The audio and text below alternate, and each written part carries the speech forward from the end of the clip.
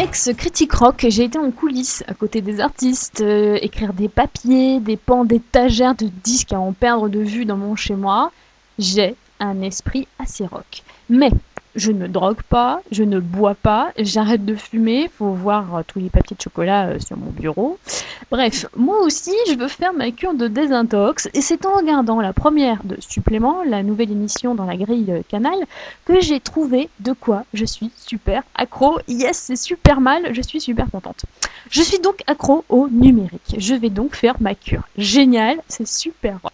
Faire une cure de désintox numérique, très tendance, je suis en accord avec mon temps, et enfin je donne raison à mes parents, mais le net c'est dangereux. Bon, soyons clairs, évidemment, je vais faire comme tous les éléments rebelles rock qui se respectent, je finirai pas ma cure, je vais au passage crier, insulter tous ceux qui oseront me prendre mon smartphone, et je me ferai un shoot dans la première boutique venue pour toucher la nouvelle tablette tactile.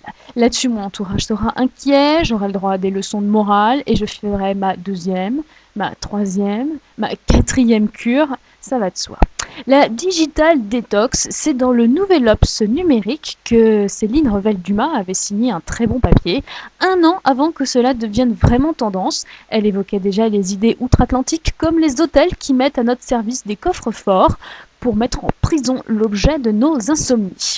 Un autre article sur le net parlait d'addiction dont la dépendance est analogue à celle de la drogue ou de l'alcool. Bref, la dépendance au net, ou non à ne m'abandonnez pas s'il vous plaît, devient une course à se faire remarquer sur une toile de plus en plus vaste. Un peu dans la veine de tout dépendant, bien entendu, nous n'admettons pas la dépendance, parce que le vice se situe dans le simple fait que c'est aussi notre outil de travail, un peu comme si un vignoble était alcoolique. Alors, c'est quoi la différence entre un rapport sain avec le numérique et un rapport moins sain avec le numérique?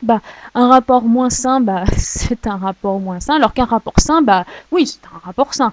Dans la même veine que la différence entre un bon et un mauvais chasseur, le digital n'a pas de réponse claire. Et pour cause, quels sont les symptômes?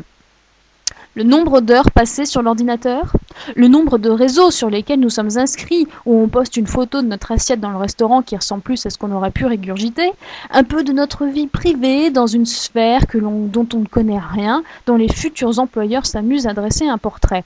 Ou alors, sommes-nous dépendants quand on invite une jeune femme à prendre un verre et qu'on dégaine à peine arrivé son téléphone portable, placé sur la table entre elle et lui, comme pour dire « Chérie ». Entre nous, un monde nous sépare, ou encore quand madame passe son temps au téléphone alors que monsieur attend un peu d'elle, un minimum de conversation. Non mais attends, c'est Stéphanie, tu te rends pas compte, elle a un problème de choix de chaussures. Ouais, forcément, ils ne se rendent pas compte. Pire, les pères de famille qui se trompent de livre pour raconter une histoire aux enfants avant d'aller se coucher et lit un mail envoyé à 22h37 qui explique les dernières statistiques du programme novateur qui sera au lever du soleil déjà obsolète.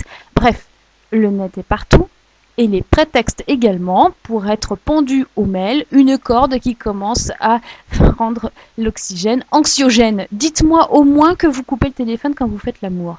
Mais qu'est-ce qui se cache derrière cette dépendance, si ce n'est la peur de la solitude? Paradoxalement, être seul fait peur, mais c'est bien l'isolement qui est à pointer du doigt.